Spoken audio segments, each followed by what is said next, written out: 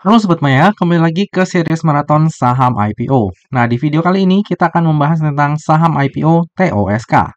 Nah, jadi PT Topindo Solusi Komunika atau TOSK ini adalah perusahaan startup ya, yang didirikan pada tahun 2018 dan lokasinya itu berada di Singkawang, Kalimantan Barat. Nah, walaupun TOSK ini didirikan pada tahun 2018, tapi sebenarnya TOSK ini udah beroperasi dari tahun 2009 nih Sobat Maya. Jadi tahun 2009 adalah tahun yang merupakan awal berdirinya Topindoku ya. Jadi Topindo ini udah beroperasi dari tahun 2009 ya Sobat Maya. Dulunya namanya itu Top Pulsa. Jadi kalau dulu itu transaksinya hanya melalui SMS. Nah, sekarang Top Pulsa itu semakin berkembang ya dan berfokus pada penjualan host to host. Lalu di tahun 2018 Top Pulsa berganti nama menjadi Topindo Pay dan berdiri PT-nya yaitu PT Topindo Solusi Komunika. Lalu di tahun 2022, Top Indopay ini rebranding dan berganti nama menjadi Top Indoku. Nah, jadi TOSK ini dia tuh punya satu platform ya Sobat Maya, namanya Top Indoku, di mana platform ini melayani penjualan dari B2B dan juga B2C. Jadi dari platform Top Indoku, TOSK ini menawarkan produk virtual ya, kayak pulsa, paket data, token, voucher game, tiket perjalanan, pembayaran tagihan, retail, dan lain-lain. Untuk target utama dari TOSK ini adalah para pelaku UMKM ya, seperti warung atau kedai-kedai yang dalam bisnis ini menjadi mitra dari TOSK. Saat ini platform Topindoku tercatat sudah memiliki lebih dari 995.000 downloader di Play Store, 23.500 downloader di App Store, dan memiliki 25 gerai serta 66 top up point. Nah, jadi ini adalah produk-produk yang dijual oleh Topindoku ya. Salah satunya adalah produk virtual seperti paket data, voucher, tagihan pasca bayar, token listrik, dan lain-lain. Lalu ada juga Topindoku Grosir. Nah, dengan adanya fitur ini, mitra perseroan ataupun mitra TOSK yang notabene adalah UMKM seperti warung dan kedai, itu dapat memenuhi kebutuhan stok barangnya seperti kayak sembako, perlengkapan dapur, perlengkapan rumah tangga, hingga ke elektronik dengan harga grosir. Terus Topindoku juga memiliki fitur POS ya, ataupun Point of Sales. Lalu selanjutnya ada Topindoku Travel. Nah, dengan adanya fitur ini, user ataupun pengguna dari Topindoku bisa memesan tiket pesawat, tiket kereta api, dan juga tiket kapal laut. Lalu selanjutnya ada Topindoku Gaming. Dengan fitur ini, usernya dapat membeli voucher game ya dari berbagai platform penyedia game, seperti Mobile Legends, Free Fire, dan juga PUBG. Lalu ada juga Topindoku Kurir. Jadi dengan fitur ini, user dapat mengirimkan barang dan juga dokumen kemanapun sesuai permintaan. Di fitur ini tersedia berbagai jenis pengiriman ya, mulai dari yang express, regular, sampai ke same day. Ini mirip-mirip kayak GrabSend atau GoSend gitu ya. Jadi di dalam satu aplikasi Topindoku udah mencakup 5 fitur yang udah kita bahas tadi Sobat Maya. Lalu kita beralih ke para pemegang sahamnya. Nah, untuk pemegang sahamnya ini lumayan banyak ya Sobat Maya. Ada 8 pemegang saham. Dengan kepemilikan terbesar dimiliki oleh Bapak Seiko Manito sebesar 67,72%. Lalu di IPO-nya TOSK ini juga akan ada lock-up period ya Sobat Maya, selama 8 bulan dari semenjak TOSK ini listing di bursanya kita. Lalu ini adalah laporan kinerja dari TOSK. Dan ini adalah dalam bentuk ribuan rupiah Sobat Maya. Berarti di tahun 2020, revenue dari TOSK ini mencapai 1,4 triliun. Lumayan besar ya Sobat Maya. Lalu di tahun 2021 naik menjadi 2,5 triliun dan di tahun 2022 agak turun sedikit ya menjadi 2,3 triliun. Dan kalau misalnya kita lihat di tahun 2023 di periode yang sama yaitu per 31 Juli, revenue dari TOSK ini pun sedikit menurun ya.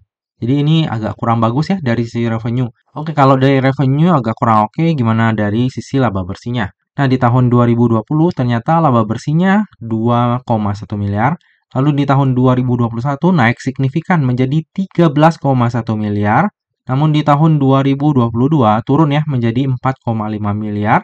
Lalu per 31 Juli 2023 turunnya juga lumayan ya Sobat Maya, menjadi 1,5 miliar.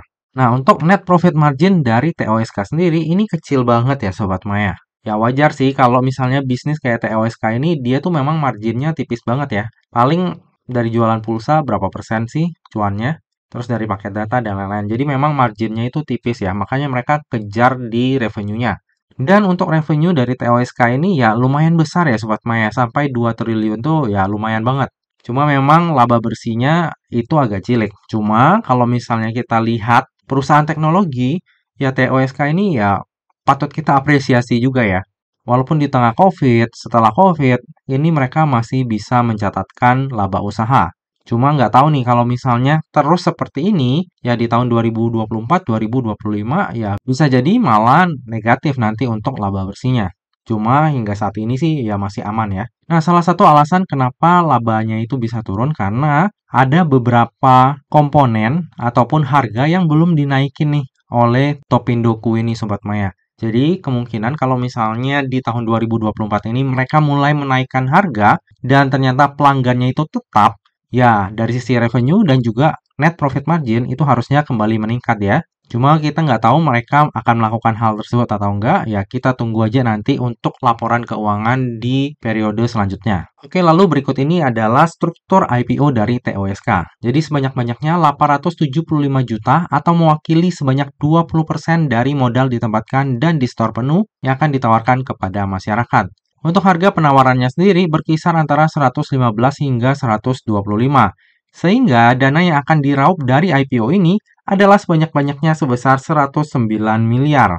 Lalu di IPO-nya TOSK ini juga akan ada waran seri 1 ya Sobat Maya, dengan rasio 10:3. Lalu dana IPO ini akan digunakan untuk tujuan-tujuan sebagai berikut.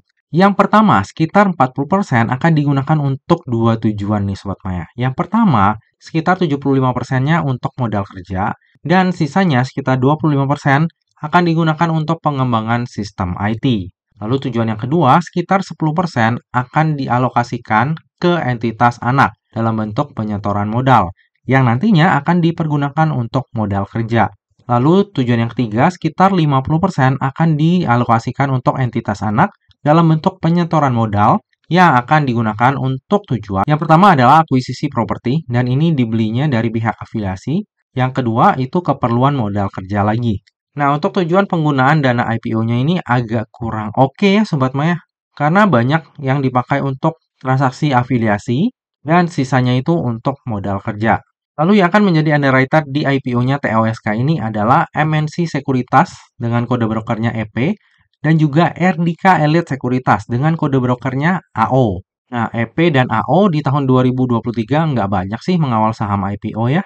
Yang mereka bareng nih ada kayak SMIL, ini EP dan AO itu join lead ya. Jadi mengawal IPO-nya bareng itu berhasil 2 kali arah. Lalu di Smile, ini juga mereka duet lagi Sobat Maya Smile, itu berhasil 2 kali arah. Jadi yang paling baru, yang paling hangat tuh Smile ya, berhasil 2 kali arah.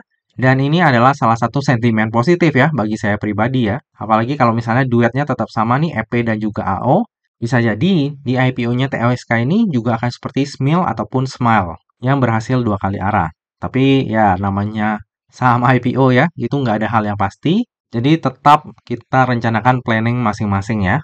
Lucu ya, ada SMIL, ada Smile. Mirip-mirip. Dan dua-duanya sama-sama ya, duetnya antara EP dan juga AO. Lalu ini adalah laporan keuangan dari TOSK.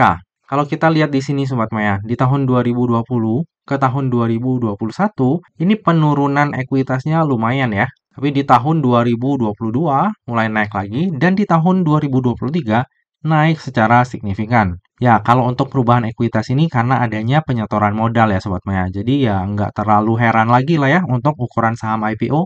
Emang udah sering banget penyetoran modal sebelum IPO supaya ekuitasnya lebih baik. Jadi untuk valuasinya juga jadi lebih baik. Nah, bagi Sobat Maya yang concern terhadap daftar efek syariah, jika kita lihat dari sisi rasio utang dan juga sektor usahanya, maka TOSK ini akan masuk ke dalam daftar efek syariah. Lalu ini adalah valuasi dari TOSK. Saya bikin di rentang harga IPO-nya yaitu di 115 hingga 125. Nah, jadi jika TOSK ini listing di harga terendahnya yaitu di harga 115, maka PER-nya itu akan berada di 185,11 kali dan PBV-nya di 3,63 kali dengan market cap sebesar 503 miliar.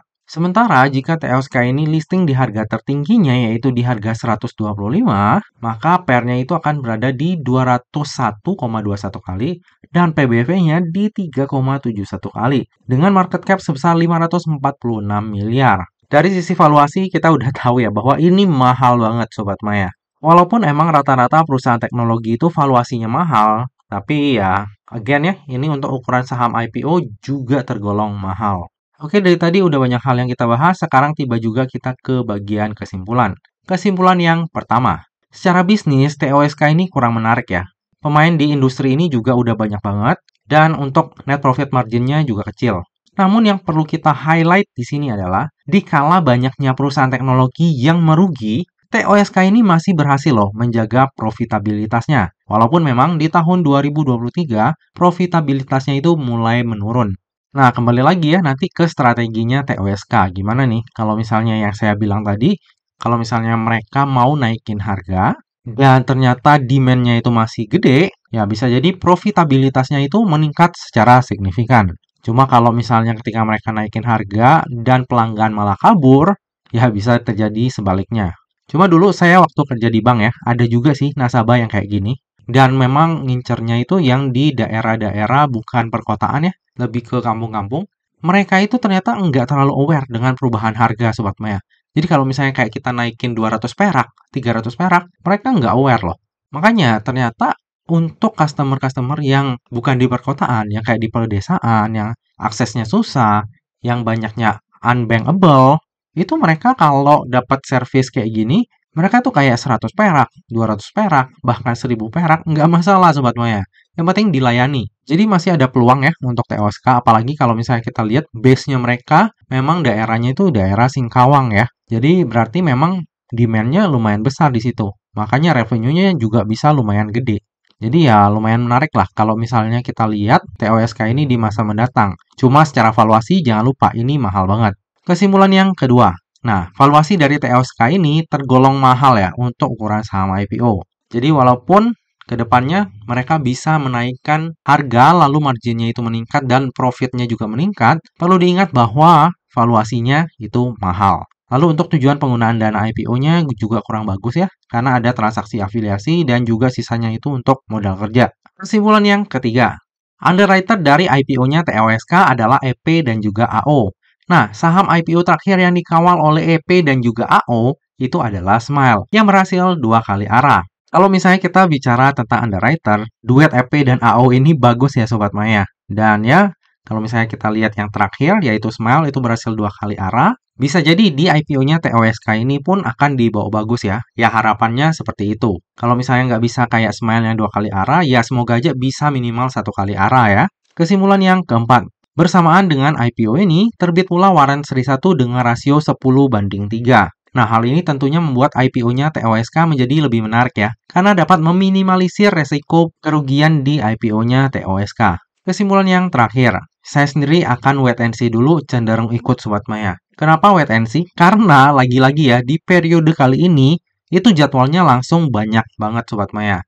Nah, jadi nanti saya akan lihat dulu nih yang barengan dengan TOSK ini apa aja. Kalau misalnya dia cuma sendiri nih ya TOSK, saya udah pasti ikutan-ikut IPO-nya. Cuma karena kemungkinan bisa barengan yang lain, saya lihat dulu nih barengannya apa. Karena kalau untuk mantau beberapa saham sekaligus, apalagi yang punya waran seperti ini, itu agak sulit Sobat Maya. Takutnya malah kegocek. Sisanya di TOSK ini menurut saya ya lumayan-lumayan lah ya. Dari sisi underwriter-nya oke. Bisnisnya walaupun kurang menarik juga ya masih nggak ada yang aneh-aneh lah ya. Maksudnya masih mencetak laba juga. Terus yang terakhir ada warannya juga dengan rasio 10:3. Jadi untuk IPO hunter ataupun yang ingin memanfaatkan momentum IPO, menurut saya TOSK ini cukup menarik. Seperti biasa ya Sobat Maya, yang namanya saham, terlebih saham IPO, itu nggak pernah luput dari yang namanya resiko. Jadi pastikan bagi Sobat Maya yang mau melakukan order saham IPO TOSK, pastikan Sobat Maya melakukan order sesuai dengan resiko yang siap untuk Sobat Maya tanggung ya. Lebih lengkapnya nanti saya pesan atau enggak untuk IPO-nya TOSK ini akan saya update di tab community ataupun IG saya pada saat masa offering nanti. Nah Sobat Maya, demikianlah video review saham IPO TOSK. Semoga aja video ini dapat bermanfaat bagi Sobat Maya semuanya dan dapat menjadi bahan pertimbangan nih. Apakah nantinya Sobat Maya mau membeli saham IPO TOSK atau enggak? Nah Sobat Maya, demikianlah video kali ini. Akhir kata, jangan lupa untuk selalu jaga kesehatan, jangan lupa untuk selalu bahagia, dan semoga perjalanan investasi kita selalu cuan bareng-bareng ya. Sampai jumpa di video review saham IPO selanjutnya. Dah.